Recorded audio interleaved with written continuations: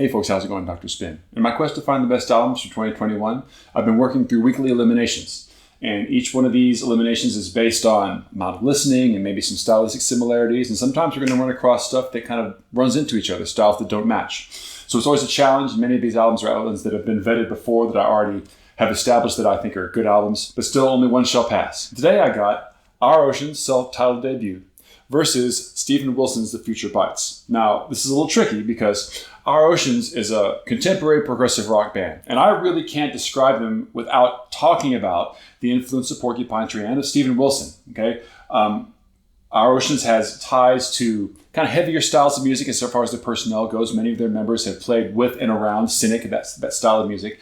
But this is a much more melancholy and dreamlike affair, very layered playing, very textured, good songwriting, overall a very positive experience. I like this album. If you want an album's worth of contemporary progressive rock music, this is a great one to check out. It does suffer a little bit from being slightly monochromatic, but that really doesn't take away from the overall success song by song throughout the album. But the overall experience of the album seems to just pretty much stay in one lane.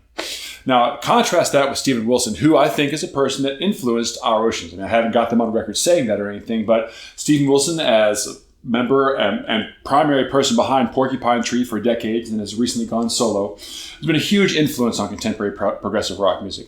And he's in a phase right now where he's trying to pull away from that a little bit, trying to find new ways of exploring those same adventurous ideas. He's gotten some flack about this because it's not really a traditional progressive rock album. But he also cites Trevor Horn from the 80s as a person that he's kind of thinking about. Not like he's trying to do what Trevor Horn did, note for note or style-wise, but trying to find ways to reinterpret, reinvent the ideas of progressive rock in a contemporary framework.